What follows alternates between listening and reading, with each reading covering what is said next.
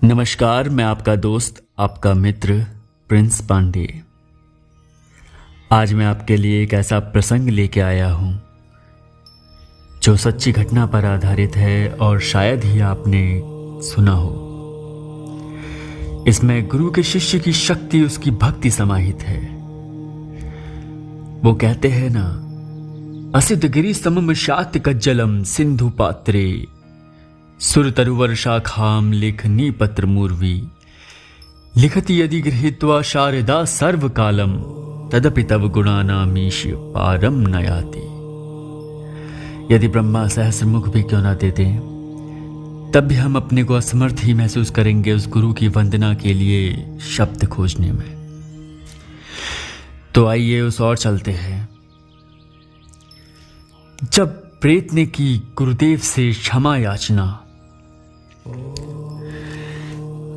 गुरुदेव का ध्यान कर मैं अपने चैम्बर में बैठा ही था कि सामने दो रिक्शे आकर रुके। दोनों पर एक एक महिला बैठी हुई थी। दोनों महिलाएं एक साथ रिक्शे से उतरी और मेरे करीब आकर पहली महिला पैर पकड़कर रोने लगी। मैंने सांत्वना बंधाते हुए कहा, आखिर बात क्या है? आप इस कदर क्यों रोए जा रही हैं? मेरे इस सवाल को सुनकर दूसरी महिला गले की खराश को साफ करती हुई कहने लगी, ये मेरी भाभी के रिश्ते में लगती हैं। इनका बड़ा लड़का यानी मेरा भतीजा आज 1 सप्ताह से बीमार है। कई बड़े बड़े डॉक्टरों को दिखा दिया, लेकिन स्थिति जस के तस है। आपके बारे में जब जानकारी मिली तो लोगों ने कहा कि आप पहुंचे हुए ज्योतिषी एवं तांत्रिक गुरुदेव डॉक्टर नारायण दत्त श्रीमाली जी के शिष्य हैं। सो आपके पास चली आई। जिस किसी भी तरह से हो मेरे भतीजे सुबोध को बचा लीजिए। जीवन भर हम आपके एहसान मानेंगे, आभारी रहेंगे। मैंने सीधा सा सवाल किया, इस वक्त सुबोध कहाँ है? जी रात से ही बेहोश बिछावने पर पड़ा है। आप चलकर उसे देख लीजिए, रिक्शा साथ में लाई हूं। आप लोग रहते कहां हैं? माधोपुर मोहल्ले में हैं। ठीक है, 5 मिनट ठहरिए, फिर मैं चलता हूं आपके साथ। अंदर कमरे में जाकर मैंने गुरुदेव की तस्वीर को अपने पॉकेट में रख लिया और उसी रिक्शे से माधोपुर के लिए चल दिया। सुबोध के घर पहुंचा तो वहां मोहल्ले भर की औरतें भीड़ लगाए खड़ी थीं। कोई कुछ कह रही थी, कोई कुछ। मेरे वहां पहुंचते ही सभी आपस में कानाफूसी करने लगे। करीब जाकर देखा, सुबोध के मुंह से झाग निकल रहा था और आंखें लाल लाल अंगारे की तरह दहक रही थी। मुझे देखने के साथ ही सुबोध चीखने चिल्लाने लगा और फिर शांत हो गया। उसके घर वालों ने कहा, जब भी इसे होश आता है यह आपका ही नाम लेता है। आज 5 दिन हो गए, इसने एक दाना भी नहीं खाया है। डॉक्टरों का कहना है कि इसके ब्रेन में पानी आ गया है, ये नहीं बचेगा। नब्ज टटोल कर देखा, काफी धीमे चल रही थी। शरीर बिल्कुल अकड़ा हुआ था। थोड़ी देर के लिए मैं भी सोच में डूब गया कि क्या करूं और क्या ना करूं। तभी सामने साक्षात गुरुदेव नजर आए, मानो वो मुझसे कह रहे हों, घबराओ नहीं, निर्भीकता पूर्वक प्रेत निवारण मंत्र का जाप शुरू करो। थोड़ी देर में सारी कहानी स्पष्ट हो जाएगी। मैंने रुमाल से सर पर के पसीने को पोंछा और अंगीठी जलाकर लाने को कहा। जलती अंगीठी में 5 लाल मिर्च डालकर मंत्र जप किया। सुबोध के बिछावने के नीचे रखकर और उसी जगह आसन बिछाकर बैठ गया और मंत्र जप करने लगा। आधे घंटे के बाद सुबोध पुनः होश में आया और उठकर बैठ गया। उसने कहा, आप लोग यहां क्यों भीड़ लगाए हुए हैं? मैं बिल्कुल ठीक हूं, जाइए यहां से। मंत्रोच्चारण बंद कर मैं दूसरे दिन आने का वादा कर वहां से चला गया। लेकिन संध्या समय ही उसके पिताजी ने आकर खबर दी कि सुबोध हालत पहले से भी ज्यादा नाजुक है, अतः मेरा वहां जाना जरूरी है। पुनः जब मैं वहां पहुंचा तो उसके मुंह से खून की उल्टी हो रही थी। पूछने पर पता चला कि उसे शराब पीने की भी आदत नहीं है और ना ही नशीले पदार्थ खाने की कोई आदत। फिर खून की उल्टी का होना चिंताजनक बात तो थी ही। फिर भी मैं हिम्मत नहीं हारा और मंत्र जप जारी रखा। सुबोध पहले तो काफी उग्र हो उठा, फिर शांत भाव से कहने लगा, मुझे माफ कर दीजिए, मुझे माफ कर दीजिए। मैं आपके और आपके गुरुदेव के पांव पकड़ता हूं। जब तक आपके गुरुदेव मुझे माफ नहीं करेंगे मुझे मुक्ति नहीं मिलेगी। सुबोध के मुंह से इस तरह की बातें सुनकर मुझे घोर आश्चर्य हुआ। मैं समझ नहीं पा रहा था कि आखिर सुबोध किस बात के लिए माफी मांग रहा था। जलती हुई आग से मैंने पुनः लाल मिर्च डाली और दहाड़ते हुए कहा, सच बताओ तुम कौन हो और यहां किसके लिए आए हो? सुबोध ने तुम्हारा क्या बिगाड़ा है? क्षमा करें महाराज, पहले आप बताएं कि आप मेरे ऊपर क्रोध तो नहीं करेंगे। आपके गुरुदेव मुझे माफ कर देंगे ना? हाँ, मेरे गुरुदेव तुम्हें ही क्यों हर किसी को क्षमा प्रदान करते हैं। साक्षात शिव स्वरूप हैं वो। बोलो, आखिर बात क्या है? तुम्हारे मुंह से खून की उल्टी हो रही है। क्या तुमने विषपान किया है या शराब पी रखी है? बताता हूं, मैं सारी कहानी आपको सुनाता हूं। आप पहले बताइए कि आपके गुरुदेव मुझे क्षमा कर देंगे ना? हाँ, कितनी बार कहूं कि वो तुम्हें क्षमा कर देंगे। भारती जी, आज से 2 वर्ष पूर्व मैं आपसे मिला था। मेरा नाम प्रभाकर सिन्हा है। मेरे हाथ की लकीरों को देखकर आपने कहा था कि मेरे ऊपर शनि ग्रह की क्रूर दृष्टि है, अतः शनिवार के दिन काला कपड़ा धारण करूं और किसी तेज वाहन की सवारी ना करूं। आपने हमें अपने गुरुदेव डॉक्टर नारायण दत्त श्रीमाली जी के पास जाने को भी कहा था, लेकिन तब मैंने आपकी बातों को मजाक समझा था। जमालपुर के जिस कारखाने में मैं काम करता था, वहीं के तमाम साथियों से मैं यही कहा करता था कि अदना सा भारती ज्योतिषी बनने चला है। कहते हैं कि मेरा सूर्य अस्त हो चुका है। गुरुधाम जाकर जीवन दीक्षा प्राप्त कर रहा हूं। सब बकवास है। ये तमाम लोग ढोंगी हैं। मुझे हुआ ही क्या है, 20-25 वर्ष और जिंदा रहूंगा मैं। सच कहता हूं भारती जी, पूरे कारखाने में मैंने आपकी और आपके गुरुदेव की खिल्ली उड़ाई। आगे सुबोध की आंखों से आंसू की धारा बहने लगी। चलचित्र की भांति मेरी आंखों के सामने 2 वर्ष पूर्व की घटना याद हो आई। छोटा आशिकपुर के श्री कुलदीप तांती जमालपुर कारखाने में प्रभाकर सिन्हा के ही साथ काम किया करते थे। कुलदीप मुझसे कई वर्षों से जुड़े हुए थे। उन्हीं के कहने पर प्रभाकर मेरे पास आए थे। हाथ की लकीरों और जन्म कुंडली के सूक्ष्म अध्ययन से मैंने पाया था कि 40वें वर्ष में शनि मार्केश था।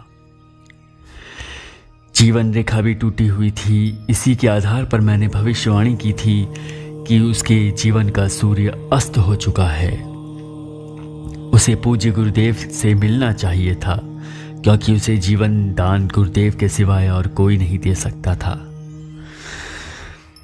लेकिन जब हमें पता चला कि कारखाने के लोग मेरा और गुरुदेव का उपहास उड़ा रहे हैं, तो मैं मन ही मन हंस देता था।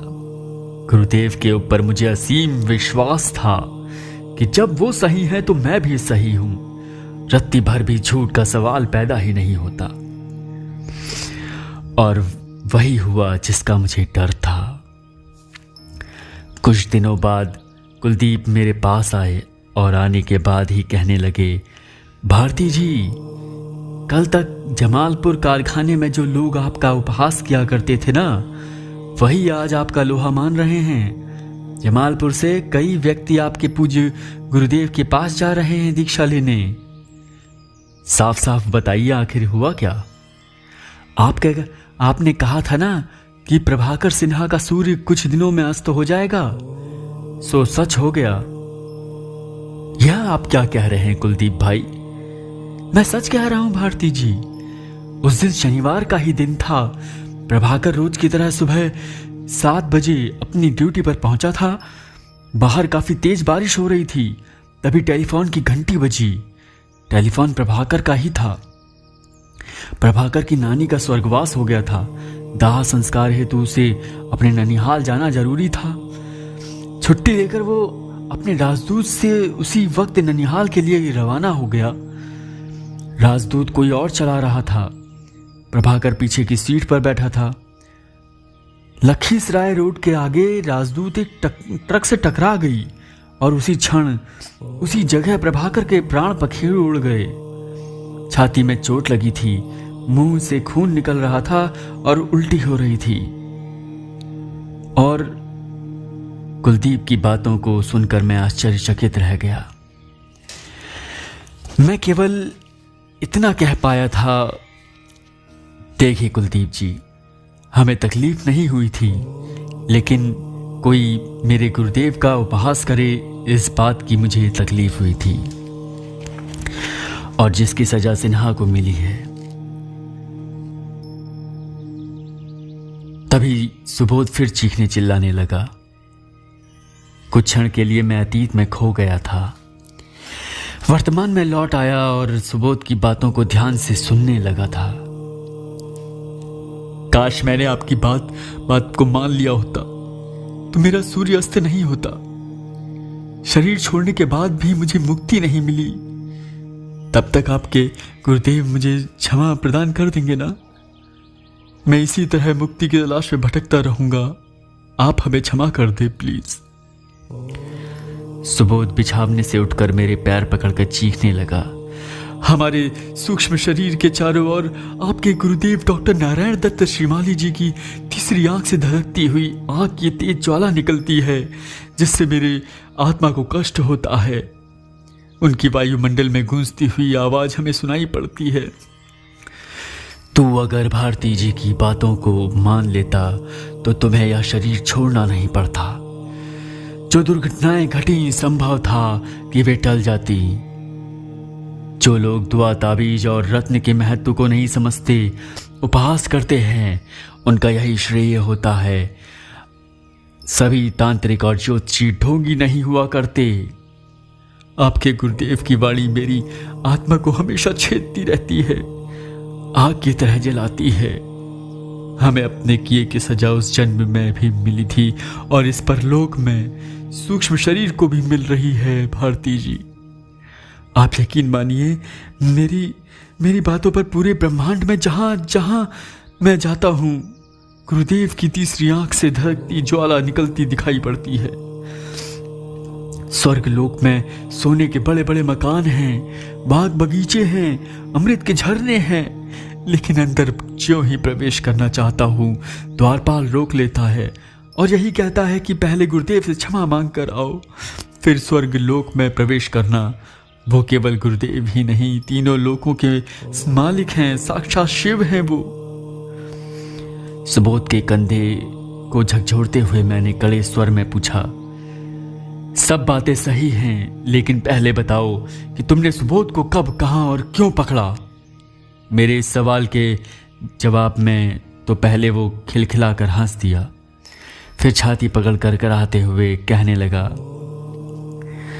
दुर्गा पूजन विसर्जन के दिन सुबोध मूर्ति विसर्जित करने के लिए सोझी घाट पहुंचा था।